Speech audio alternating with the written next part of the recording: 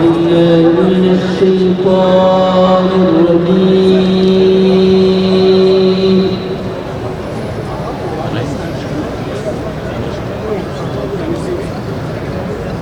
بسم الله الرحمن الرحيم.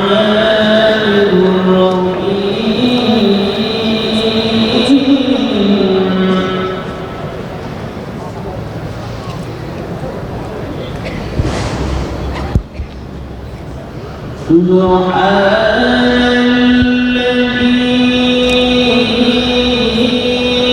أسرى بعبده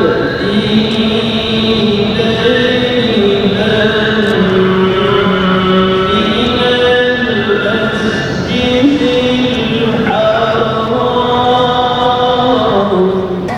Filistin konvoyu 25 Temmuz'da Bosna'da yürüyüşüne başladı. Filistin konvoyu veya işte Filistin'e devamlı insanlar niye akın ediyor? Aslında akıncılar niye akın ediyor? Çünkü soykırım devam ediyor. Soykırım bitmiyor. Daha önce yaklaşık 3 sene önce başlayan soykırım öncesinde her gün yüzlerce insan öldürüyorlardı.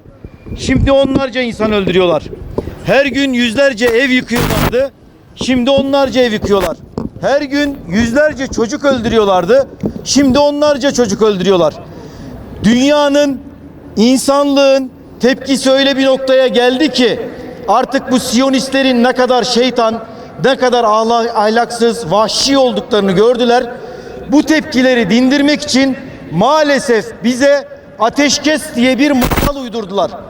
Şu anda dünyada maalesef Filistin'de ateşkes gerçekleşti diye bu soykırımı yapan katillere tepki azaldı. Filistin'de yaşanan dramı tekrar bütün dünyaya hatırlatmak için yola çıkan Filistin konvoyunun değerli üyeleri, Ankara'ya hoş geldiniz. 7 Ekim'den bugüne Ankara'daki bütün çağrılarımıza destek veren ve bu çağrılarla meydanlara dökülen aziz Ankara halkı, hoş geldiniz. İnsanlık haklının değil, güçlünün haklı olduğu bir düzende yaşıyoruz. Birleşmiş Milletler'de veto yetkisi olan Beşli Çete, İsrail istisnacılığı ile bir vahşi düzeni dünyada hakim kıldı. Bu vahşi düzen, bu Siyonist düzen bugün başlamadı.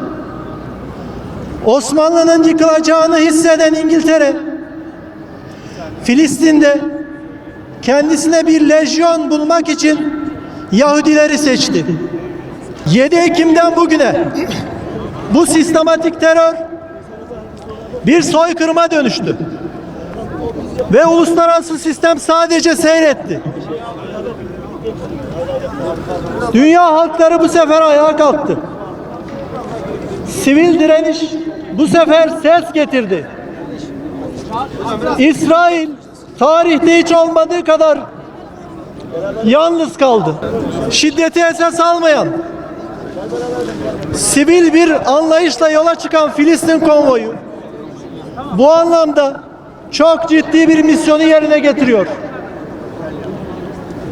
Eylemlere gittiğimizde ne olacak diyenlere sesleniyoruz. Bu eylemler büyük bir mücadelenin önemli bir parçası ama her şey değil. Hayatın hemen her alanında dünyayı sarıp sarmalayan Siyonizm terörüyle mücadele etmek zorundayız. Filistin konvoyu yola çıktığında Ankara'da Amfitap'la iletişime geçti. Ankara Filistin Dayanışma Platformu'ndaki gönüllülerimiz 2,5 yıldır hemen her eylemde sessizce ve fedakarca emek verdiler. Kendilerine teşekkür ediyoruz.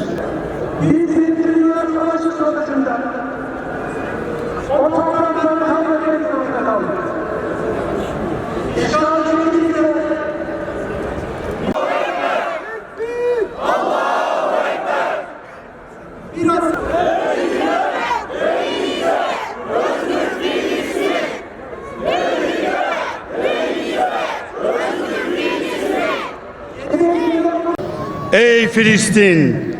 Sen ne büyük bir yersin, ne mübarek bir beldesin. Senin insanın, ne yüce insanlar. Ey Filistin! Ey Filistin!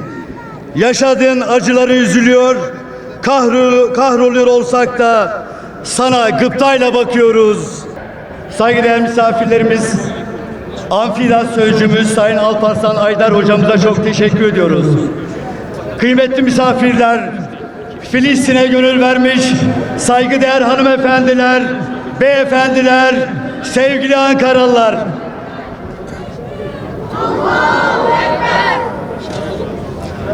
Bu güzel konvoyu Ankara'da karşılamanın bahtiyarını hep birlikte yaşıyoruz. Bir kez daha hoş geldiniz, şerefler verdiniz. Doktor Hüseyin Durmaz'ı konuşmalarını yapmak üzere tekbirlerle mikrofona davet ediyoruz. Öncelikle bu kıymetli karşılama için Ankara halkına, Amfidap adına Alparslan Bey'e, yine Akil heyetinden İsmail Mansur abiye ve hepinize tek tek ismini sayamadığım teşekkür ederiz. Bildiğiniz gibi bir soykırımdan bir soykırıma ifadesiyle yola çıktık. Bundan tam 30 sene önce Srebrenica'da bir soykırım yaşandı. Hatırlayın ne olmuştu? Birleşmiş Milletler Srebrenica'daki halka burası güvenli bölge, gelebilirsiniz demişlerdi ve insanlar toplanmıştı. Daha sonra onları teslim ettiler. O halk katledildi, soykırıma maruz kaldı. Aslında o günden bugüne dikkat edersek aynı şey yaşanıyor. Bir takım uluslararası anlaşmalar, BM vesaire hukuklar çiğnendiği gibi alınan kararlar da uygulanmıyor.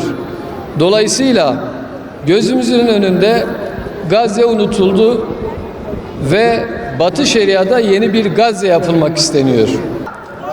Ateşkes olduğunda hepimiz bir nefes almıştık. Gazze yeniden imar edilecek, Gazze halkı yüzü gülecek, bizler de Gazze'ye gidip yeniden ayağa kaldıracaktık. Ama geldiğimiz noktada görüyoruz ki Gazze'deki işgal her geçen gün artıyor.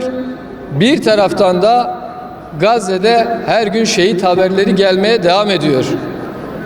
Ve Gazze'de bunlar yaşanırken aynı zamanda Batı Şeria'nın da açık bir şekilde yeni bir Gazze olması için harekete geçtiklerini ifade ediyorlar. On binlerce olay yaşandı Batı Şeria'da. Yaşanmaya devam ediyor.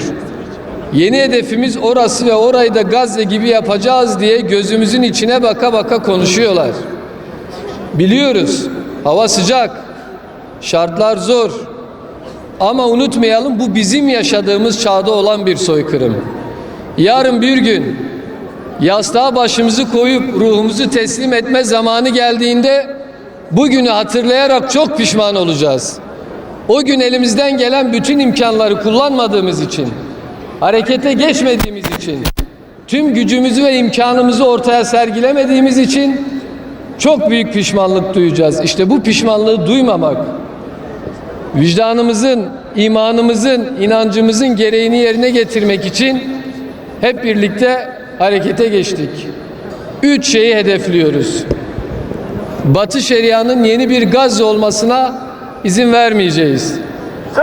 Bu sebeple konvoyumuzun güzergahı Batı Şeria.